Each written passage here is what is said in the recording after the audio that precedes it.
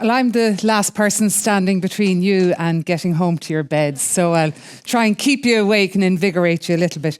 And try and bring a little bit of sense to the topic of sustainability and hopefully maybe get some good questions and discussions from you. So back in 1993, Meatloaf was topping the charts with "I would do anything for love," but I won't do that. At the same time, the Department of Health were really busy launching their food pyramid as a guide to healthy eating. And this came out before I even considered pursuing a career in nutrition and health. So the food pyramid tells us about what we should eat. And if you look at the pyramid, it's a very solid structure with a big base. There's a really good foundation there. And that's what it's meant to be in terms of diet and health. And this food pyramid was developed as a picture, if you like, on how to educate us to eat well. And in 1993, the environmental concerns of the day was acid rain, air pollution, smog, removing the smoky coals from the environment and so on. Carbon footprint and food and its climatic impact wasn't a consideration yet, but it is today. And we very much hear a lot in the media and in the news about how the climate footprint or the carbon footprint of certain foods is much higher than other foods. We should eat this food and we shouldn't eat that food. That one has flown too far. That one was grown at home. So we get a lot of discussion on where our food comes from and how well we should eat it. So if we go back to the food pyramid, this tells us how we should eat our foods. And we've completed food consumption surveys in Ireland looking at how the population eats their food. And I look at these food consumption surveys to see, are we meeting our healthy eating guidelines, but also how sustainable is the pattern that we're consuming at the moment, and also what's the carbon footprint of these foods. So let me take you on a little tour of the pyramids. We'll start off with fruit and veg. 5 to 7 portions of fruit and veg a day we should be eating. When we look at the national fruit and veg consumption level, we're seeing too little. So this kind of represents the amount of the shelf that we're eating. About 2.5 portions a day, or 180 grams, the Irish population are consuming when it comes to fruit and veg. So there's a lot of room there for improvement because it's the foundation of our healthy eating. When we look at the cereal shelf and then the dairy shelf, we're actually quite good. So you can take a bow in that regards. We're eating about the right amount, there or thereabouts, a little bit over or a little bit under, perhaps in some situations. Then we get to the meat, where we can have our insects, we have beans, we have legumes, we have red meat, we have chicken, poultry, eggs, and so on. We're eating a wee bit too much from this shelf, and there's room for some improvement there. When it comes to the fats, we're actually all right. We're not putting too much on our food. We're not spreading too much butter on our bread. But we need to stay within those boundaries. Now, when it comes to the top shelf, once or twice a week, we should be eating our treats. That can't be right. It is. Trust me, I'm a scientist, Jonathan. I know what I'm talking about. We're eating far too much from this shelf. We're actually eating 600 grams a day from the top shelf of the food pyramids. We're eating 3 times the amount of fruit and veg. Now, if you were to take a treats, begin with a T, only eat treats on the day of the week that has a T. Tuesday, Thursday and Saturday. Today and tomorrow. So go home. Today and tomorrow. Very good. I'm going to have to use a different analogy in future talks. So,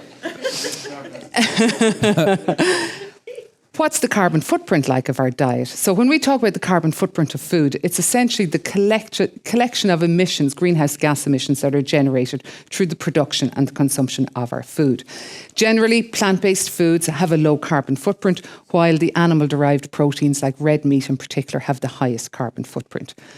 When we look at our fruit and veg over here in the corner, we're consuming or we're generating with those kind of miserable 2.5 portions that we're eating a day, we're only generating about 200 grams of carbon from that shelf. When we look at the protein shelf, the biggest proportion is coming from red meat, and that shelf is generating about 2.8 kilos of carbon each day. Now, the foods in the top shelf generally have a relatively low carbon footprint. There isn't a high carbon footprint associated with carbonated beverages or chocolate or sweets and confectionery, but we're still managing to generate 1.2 kilos of carbon from this shelf because we're eating so much of it. So what can we do about this? What recommendations can we make? Well, when we look at how we are eating, it's not very stable. We don't have that nice wide foundation at the bottom to support us into having healthy bodies and having a healthy planet as well. So we just see everything is about to just topple over if we don't start being more sustainable. So what's the good news? Because a lot of sustainability discussions can be very negative, but there's actually positivity here, hopefully. We need to start with our fruit and veg. We need to increase our fruit and veg. There is nothing bad you can say about fruit and vegetables. They're very healthy. They're very rich in nutrients. It prevents weight gain.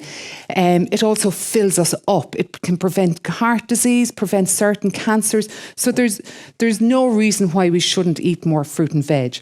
We need to promote it more positively. When we see fruit and veg on the food pyramid, you're told to eat it because it's healthy, it's convenient, it's tasty, it's cheap. We need to promote all of these other characteristics associated with fruit and vegetables.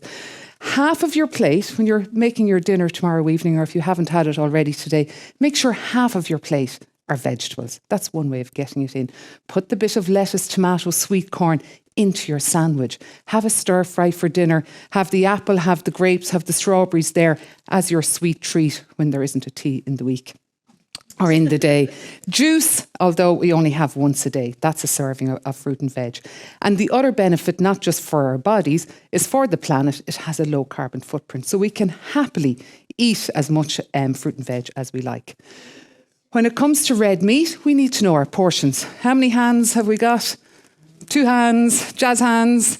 The palm of your hand is approximately a serving of meat. So that's about 75 grams, and we should have 2 servings of 75 grams a day. So that's the maximum amount you should eat. So how thick is your hand? That depends on how thick your hands are. If you have very big hands, you probably have a bigger requirement as well. So that's your guide. You have those portion sizes with you the whole time, so use them as your guide.